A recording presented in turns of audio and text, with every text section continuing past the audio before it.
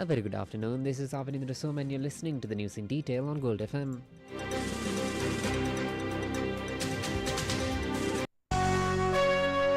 The news headlines on Gold FM.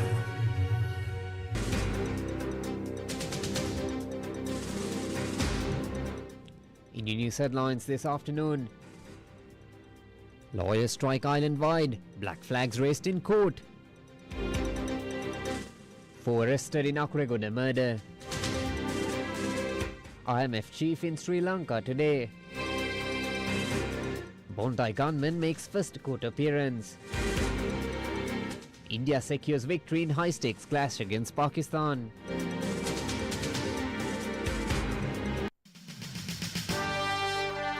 The top story on Gold FM.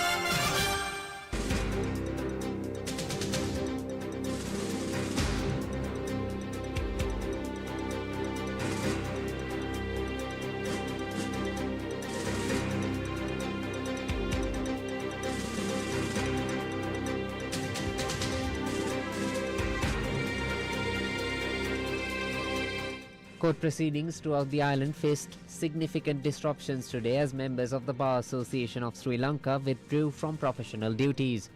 This collective action follows an emergency meeting, the first of its kind in 14 years, convened to address the fatal shooting of a lawyer and his wife in Akureygoda last Friday. Protesting attorneys demand an end to the current culture of violence and urge the government to ensure public safety.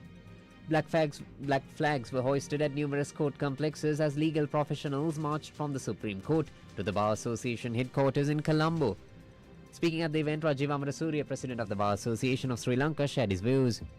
අධිකරණ නීති කටයුතු වලින් ඉවත් වීමේ ඒ තීරණය රට පුරාම හැම උසාවියකම ක්‍රියාත්මක වෙලා තියෙනවා. සංකේතාත්මක විරෝධතාවය මගින් අපි මහජනතාවටත් රටටත් කියන්නේ මේ වගේ ඝාතන මේ වගේ සිද්ධීන් නීතිඥවරයෙක්ටත් වුණත් වෙන කාට වුණත් වෙන්න ඉඩ තියන්න බෑ. රජයට වගකීමක් තියෙනවා මහජන ආරක්ෂාව නීති ආධිපත්‍ය ස්ථාපිත කරන්න. නීතික සංගමයේ හැටියට අපි අවශ්‍ය උපකාර උපදෙස් සහයෝගය දෙන්න ලෑස්තියි. අනිත් පැත්තෙන් ඝාතනය සම්බන්ධ සියලු දෙනා අත්අඩංගුගෙන දැඩි ලෙස නීතිය ක්‍රියාත්මක කරනවා.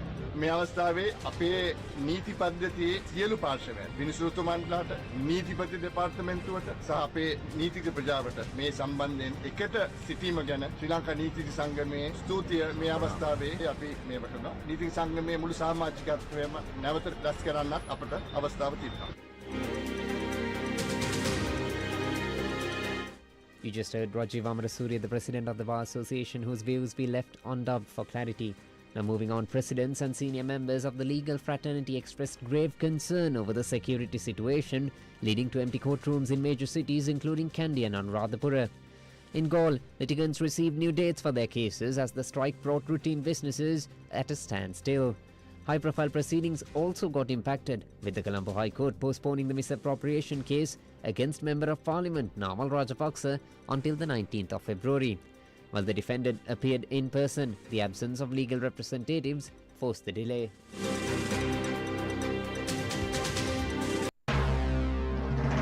This is the local news on Gold FM.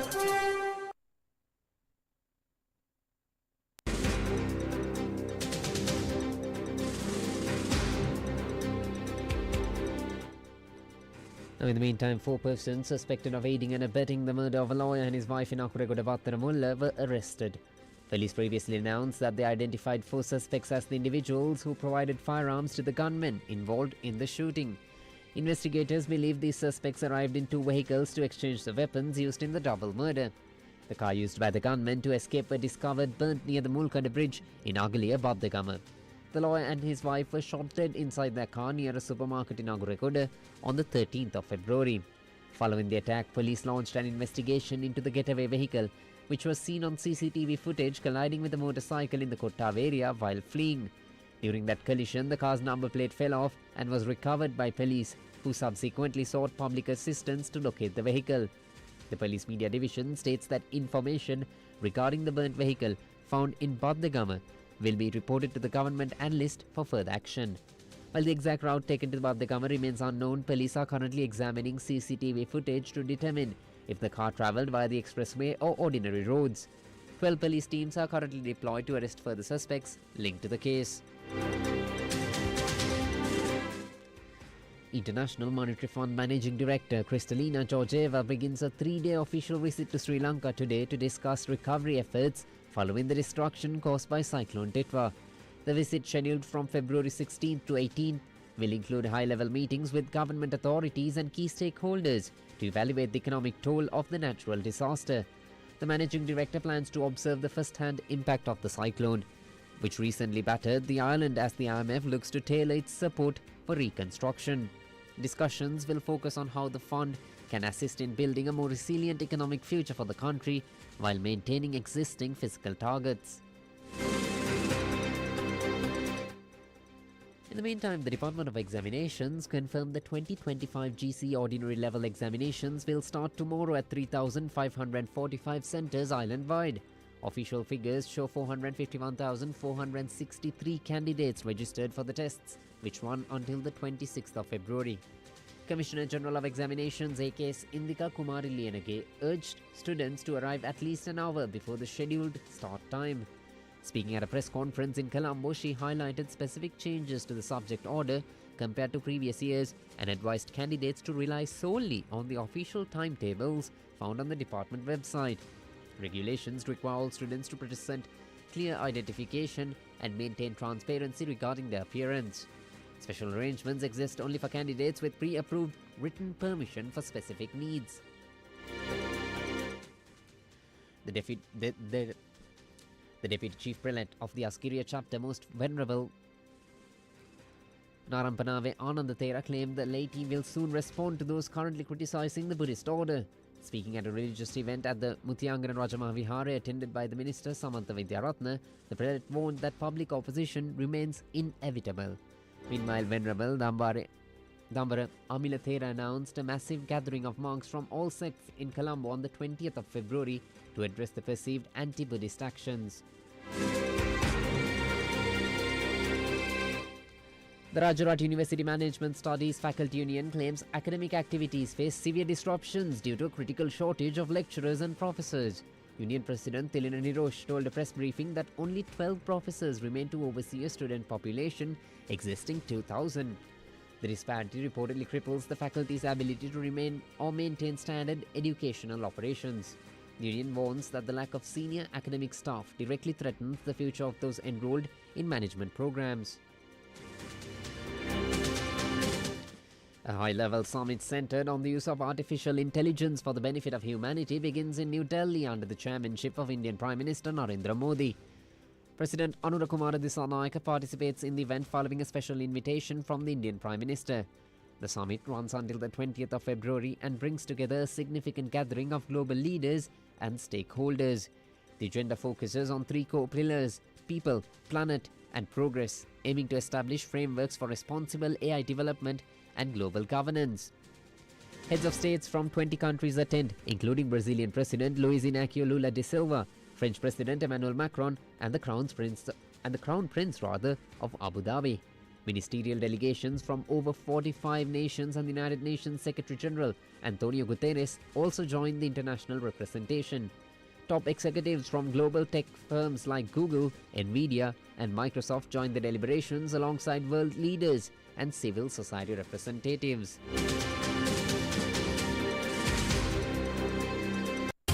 Now for some news in brief.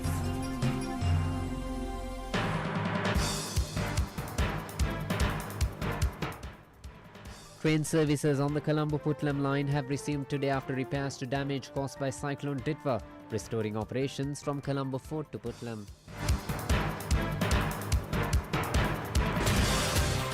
The business news on Gold FM.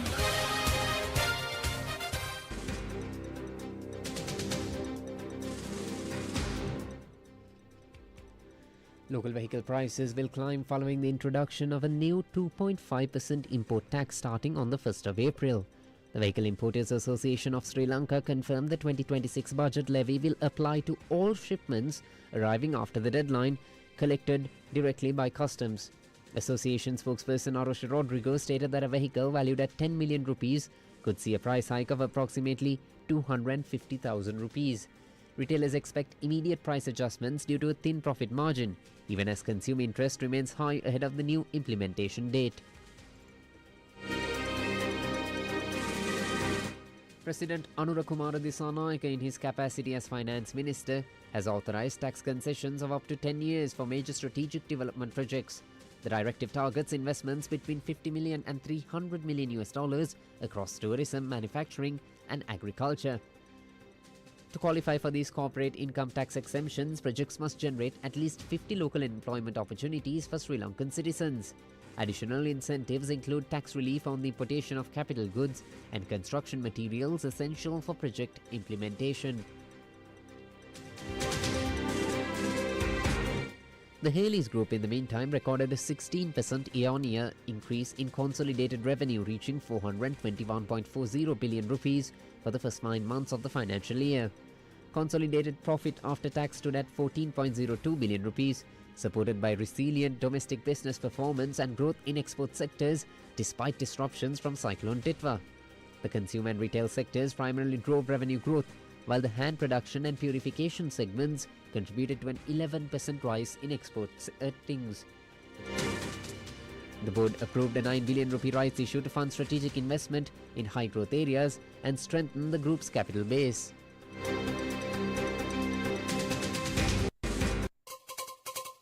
International news on Gold FM. Iran proposes major economic concessions including oil, gas and aircraft deals as officials prepare for a second round of negotiations in Geneva tomorrow. The Iranian government seeks to secure a durable agreement by ensuring the United States gains direct financial returns from any new nuclear settlement. Deputy Director Hamid Ghanabri says previous pacts failed to protect American economic interests and suggests joint mining and energy investments are now on the table. The diplomatic push comes as United States Secretary of State Marco Rubio confirms the representatives Steve Witkoff and Jared Kushner are traveling for the high-level meetings. While President Donald Trump prefers a negotiated settlement, the United States maintains a second aircraft carrier in the region and remains prepared for a military campaign if talks fail. Tehran signals a readiness to compromise on its nuclear program in exchange for the lifting of heavy sanctions. Deputy Foreign Minister Majid Takht Ravanchi suggests the country could dilute its highly enriched uranium but maintains that a total ban on enrichment is not acceptable. Now, the man accused of opening fire on a Hanukkah celebration at Sydney's Bondi Beach appeared in court for the first time today. Navid Akram faces 59 charges following the December 14 attack, which resulted in 15 deaths. The charges include 15 counts of murder, 40 counts of wounding with intent to murder, and a terror offence. Police allege the 24-year-old carried out the mass shooting alongside his father Sajid, who died at the scene. Akram appeared via video link from the Maximum Security Goulburn Correctional Centre for the brief status mentioned. He remained largely silent, speaking only to acknowledge the discussion regarding non-publication orders for victim details. Outside the court, defense lawyer Ben Akbold stated his client is doing as well as possible under onerous prison conditions. Akbold noted it is too early to determine a plea as he awaits the service of the evidence brief. The lawyer emphasized his professional obligation to represent the client regardless of personal views on the case. Proceedings stand adjourned until April, when the matter returns to court. Entertainment news on Gold FM.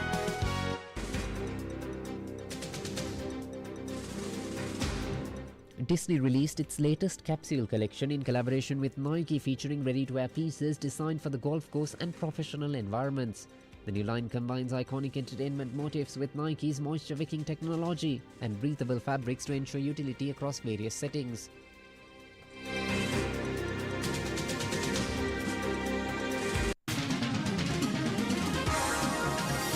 Sports news on Gold FM.